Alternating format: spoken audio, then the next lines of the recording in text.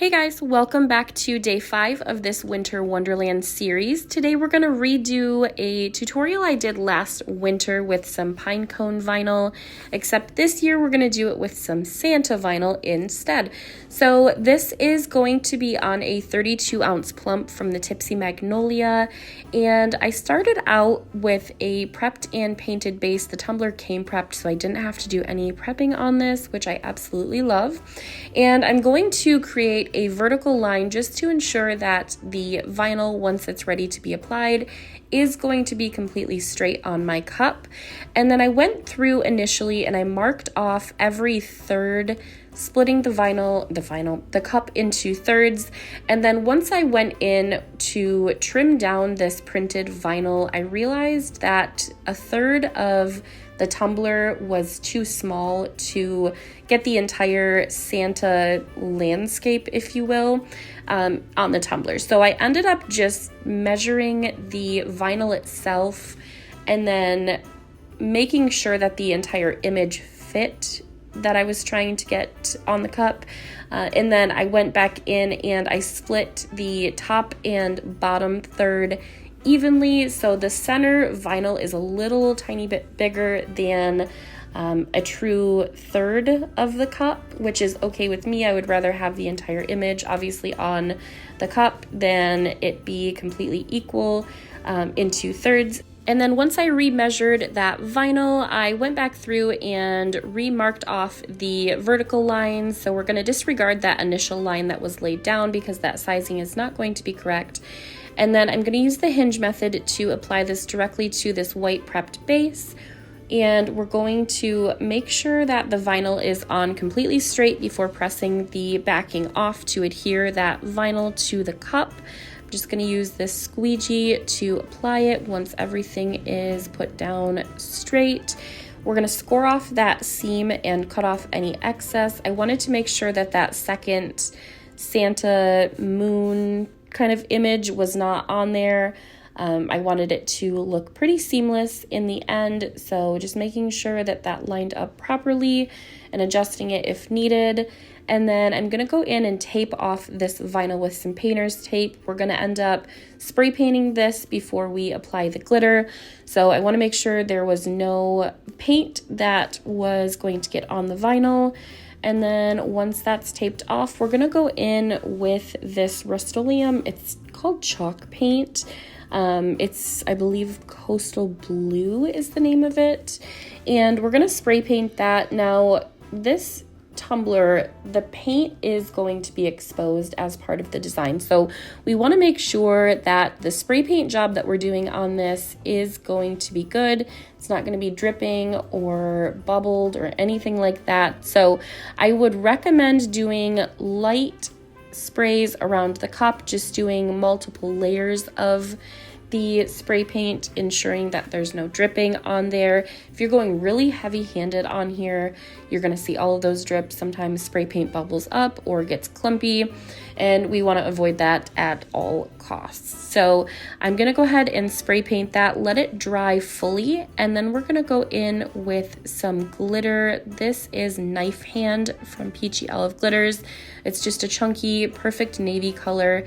And I'm going to go really heavy-handed along the rim of the painter's tape. And then, as you've seen me do in the past, we're going to angle the cup at about a 45-degree angle just to make sure that the glitter doesn't go all the way to the bottom of the cup. And you'll notice that I also did not epoxy all the way down and to the top of the cup. I did that to make sure that none of the glitter that was being applied would have a chance to stick to the bottom of the cup. I only wanted it to go down about halfway, so not applying the epoxy to the top and bottom of the cup was going to be the best way to ensure that that glitter did not stick. So we're going to apply that, like I said, very heavy along the rim of the paint, and then cascade it both up the cup and down the cup at about a 45-degree angle. Once that is applied and where I want it, I'm going to take a gloved hand and pat down any of the glitter that is sticking up. This is chunky, so we want to make sure that everything's patted down or it's going to cause excess amounts of epoxy to cover those pokey bits. and a lot of coats on a plain spray paint epoxy base is going to show micro bubbles. So just to make sure that we don't have any micro bubbles, any excess epoxy, just pat that down, save yourself the trouble. We're going to remove that tape immediately once that glitter is patted down and let that epoxy cure overnight. And I go in with either a spray sealer or some type of glitter glue. I only try to get the glitter glue on the actual glitter. I don't know if it will cause streaking or not on the paint.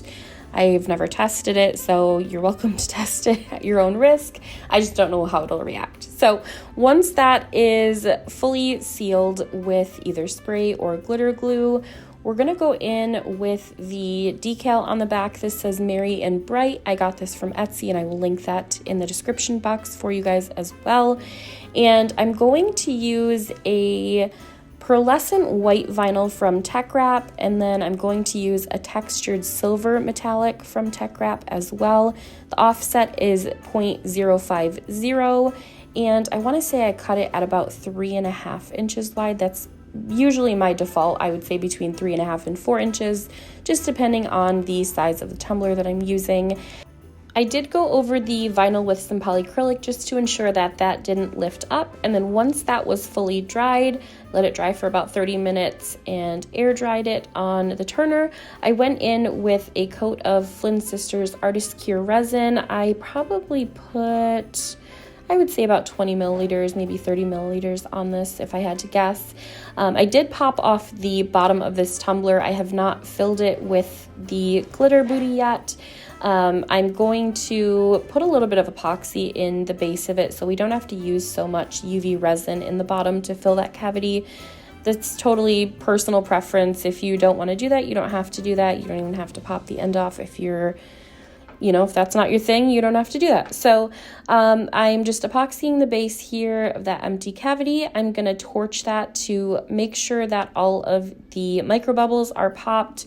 I would go back probably a second time if you're using a fast set epoxy just to ensure that the micro bubbles that are showing on that spray paint are going to be popped as well. Maybe after like 10 to 15 minutes of that being applied, just go over it a second time quickly. And then we're going to let that spin and cure overnight with the regular setting resin. If you're using the fast set, probably after 4 hours or so, depending on your climate. And then I'm going to go in and buff out any of those pokey bits around that navy glitter just to ensure that nothing's going to be popping up underneath the vinyl striping that I'm going to apply. Make sure to wipe off any of that dust with the 91% rubbing alcohol. And then we're going to go in with the same colored vinyl for the striping as we did with the decals. So this is the pearlescent white from Tech Wrap. That is at 0.09 inches. And then the silver textured metallic is at 0.05 inches. And both of them are 11.5 width. We're just going to lay them on top of one another. And once that vinyl is laid down, I'm going to put this on my turner with a coat of polyacrylic just to ensure the vinyl striping does not lift. Once that is air dried, I'm going to go in with my UV resin in the bottom cavity, and we're going to finish off that glitter booty before we go in with a second coat of epoxy. I used probably between 5 and 7 milliliters of Dress Blues from Peachy Olive Glitters. That's the color coordinating with Knifehand. It's just a smaller cut. And then I want to say maybe about 10 milliliters of UV resin. And we're going to apply that into the base, wipe off any excess that is outside of that cavity. And then I cured this under my light, I want to say probably 4 or 5 rounds of 99 seconds. Anytime you work with a UV resin and a darker glitter, the UV light has a hard time penetrating through that glitter, so it takes a lot longer for that epoxy to cure underneath. So just be very cautious of that, otherwise you're going to have a smushy bottom because the thicker the epoxy, obviously the more time it takes to cure. If you're not giving it enough time, there's a chance that's going to seep out in between your UV resin coat and your regular epoxy coat. So just make sure that you're cautious of that. And then once you've got that fully cured, we're going to go in with another coat of epoxy, making sure to pop any micro bubbles in that second and third coat as well. I let that third coat of the Flynn Sisters Artist Cure resin cure for about 24 hours before touching it, and look at the shine on this, you guys. The reflection on these is insane. I am obsessed with this artist resin. All right, so that is all for day 5, and don't forget to like and subscribe if you're not already. Hit that bell button for notifications for future tutorials, and I will see you guys in tomorrow's video for day 6.